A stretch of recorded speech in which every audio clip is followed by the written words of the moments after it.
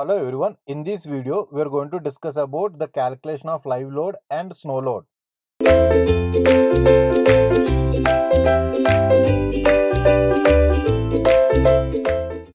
Next type of load calculation for roof truss is live load,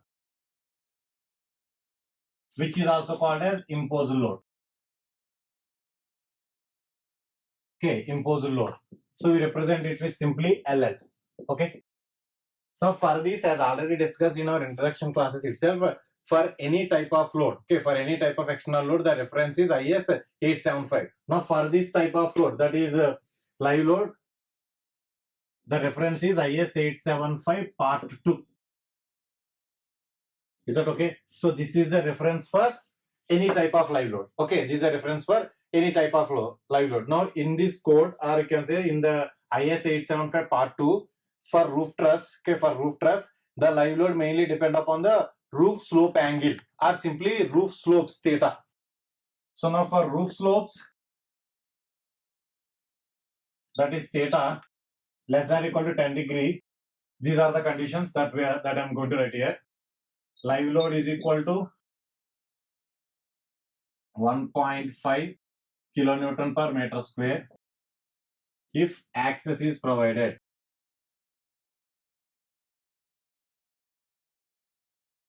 Next, the very same live load becomes 0.75 kilonewton per meter square if access is not provided. Access is not provided except for maintenance.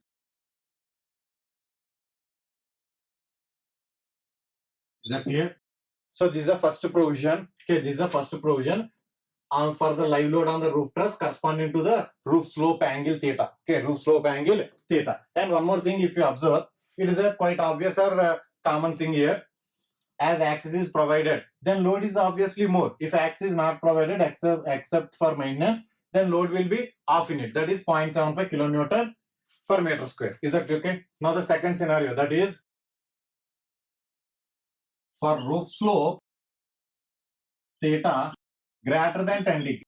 Okay, greater than 10 degree. In this case, live load on the roof truss depend upon the live load on the purlin. It means first we need to know or calculate live load on the purlin, and corresponding to that load or based on that load, we calculate the live load for roof truss. Is that okay? So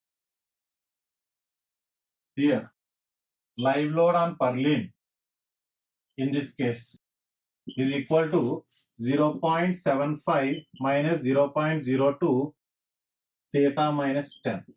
Is that clear? So this is the live load on the purlin when roof slopes theta or roof slope angle theta is greater than 10 degree, and this value, that is 0.75 minus 0.02 theta minus 10, should be, or you can say it should not be less than 0.4 kilonewton per meter square.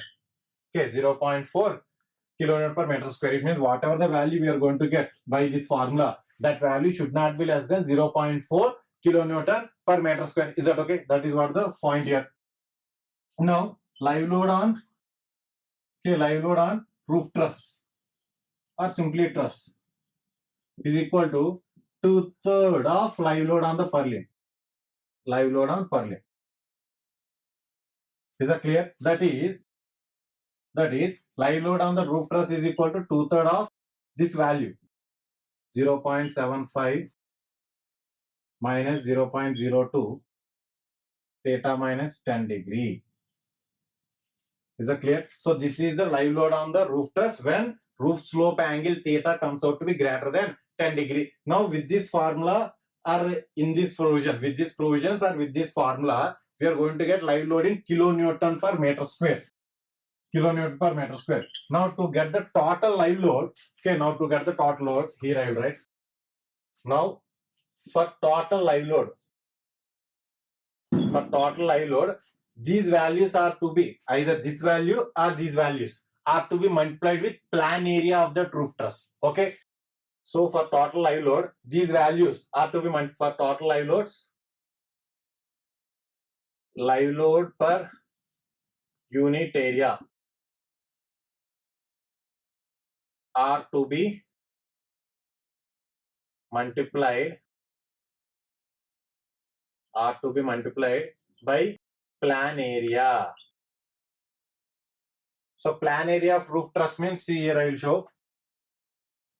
This is the double pitched roof truss. Okay, this is the double pitched roof truss.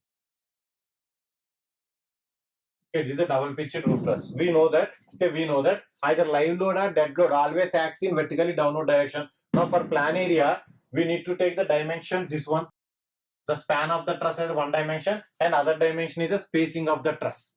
Okay, for calculating the plan area, we need to take the span of the span of the truss as a one dimension and other dimension is the spacing of the truss. Is that okay? And for calculating the wind load, for calculating the total wind load, which we discuss in the next, which we discuss in our next video. Here simply I will explain how to calculate area for calculating the total wind load, but in detail we'll see in our next video. Okay, so now for calculating the wind load, we take this slope length. Okay, this slope length as a one dimension and the other dimension is spacing of the truss. Is that okay? So once again I repeat, for plan area we take span of the truss as one dimension and other dimension as a spacing of a truss. Is that okay? So that we'll get total live load. Okay, total live load. And of course, how to calculate live load for how to calculate live load on nodes of a truss, we'll see in one numerical. Okay, after completion of this total topic, we'll solve some numericals. Okay, in those numericals I'll explain how to calculate this total live load. Okay, and reactions corresponding to that live load, and also how to represent those live loads on nodes of a truss. Okay, so that we'll discuss later. So first you take down the provisions related to the live load, our procedure to calculate live load. Okay.